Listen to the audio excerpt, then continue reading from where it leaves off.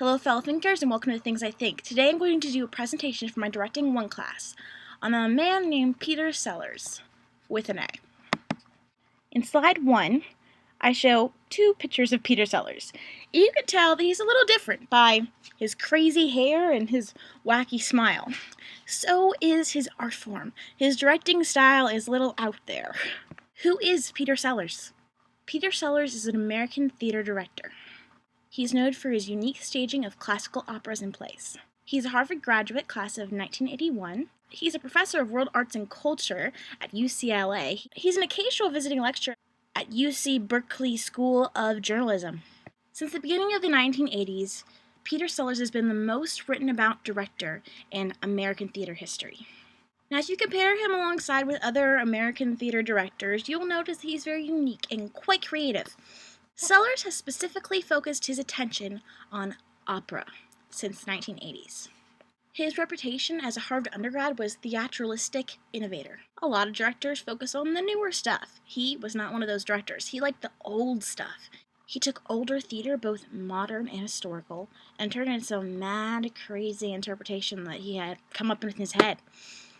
For example, he performed a puppet version of Wagner's Ring Cycle, and directed a minimalist production of Three Sisters.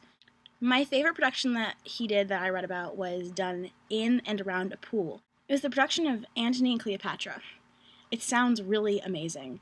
It brought news people in. He did it at the Adams House, I believe it was called. The basement, the pool at Harvard University.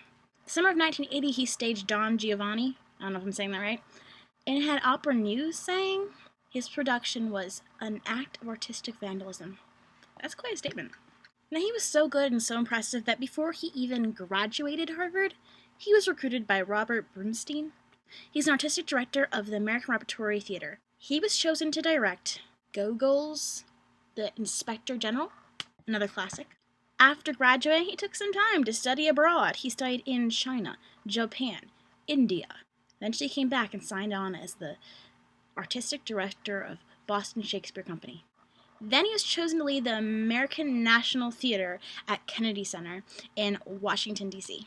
And since then, he's worked at theater companies around the world. He's directed over 100 shows across the United States and Europe alone. He's been the guiding force for many different art festivals, including the 1990 and the 1993 Los Angeles Festival, the 2002 Adelaide Festival in Australia, the 2003 Venice Bernini International Festival of Theater in Italy. His vision of art is renowned for its innovative reinterpretations of classic works. Peter Sellars has greatly influenced not only live theater and opera, but music and film as well. His works. In college, he did a 4-hour-long interpretation of King Lear. In 1980, he set his production of George Frederick Handel's Orlando at American Repertory Theater in outer space. Following that, he directed Mozart's opera, Così fan tutte, set in a diner at Cape Cod. Then he did The Marriage of Figaro, set at a luxurious apartment in New York City's Trump Tower. And Don Giovanni, he set in New York City's Spanish Harlem. In response to the Gulf War, he directed a production of The Persians at the Edinburgh Festival in 1993. Sellars is very well known for his work on Dr. Atomic. He wrote the libretto for that, and it was about Robert Oppenheimer and the development of the atomic bomb. He did that for San Francisco Opera in 2005, at the Chicago Lyric Opera in 2008, and during that time he worked really closely with John Adams. He also directed the world premiere of Adams' opera Nixon in China in Houston in 1987. He made his Metropolitan Opera directorial debut on that same show in 2011, which was broadcasted in theaters around the world. He also directed a handful of movies, one being The Seven Deadly Sins in 1993. In 2006, he staged a performance of Mozart's unfinished opera Zaidi as part of the Mostly Mozart Festival at the Lincoln Center in New York. In 2011, Sellars' work was documented in John Freeman's book as the greatest shows on earth, world theater from Peter Brook to Sydney Olympics. He directed the movie Iolana/Persephone in 2012.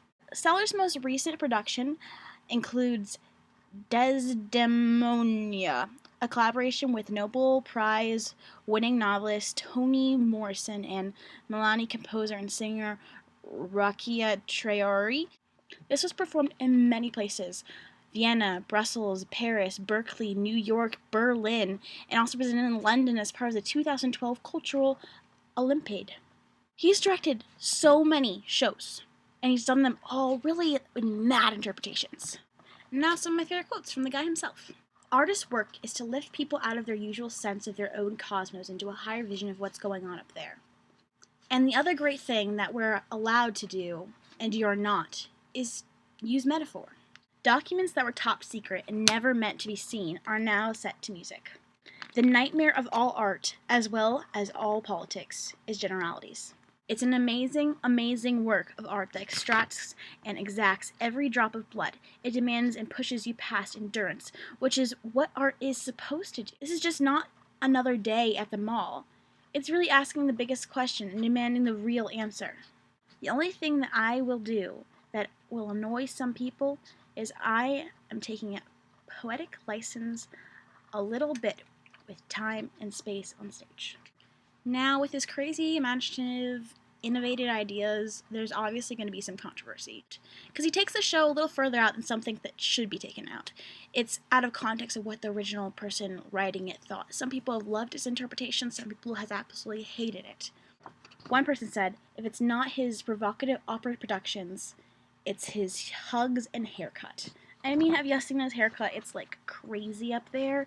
You could tell that by his haircut alone that his ideas are wacky and out there. But it's not all bad. And I think that his art form is something you either love or you hate, because it's just so out there that some people rave about his work and some people get enraged about his work. He had to resign during one of the Australia festivals because Australia accused him of American arrogance, New Age lunacy. Georgie Legitti was deeply upset at Sellars' 1997 production of his Le Grand Macabre at Salisbury Festival. And I appreciate his out there work of art. I would love to have seen the pool show where he did the show in the pool. That's awesome. Yay, let's talk about some achievements and prizes. Woo! Sellars was awarded Aramis Prize for his work combining European and American culture traditions in opera and theater in 1998. For his innovative collective work in the field of opera and musical productions, Sellars was awarded the prestigious Swedish Polar Music Prize of 2014 alongside of Chuck Berry. The end. That's all I think for now. Keep thinking.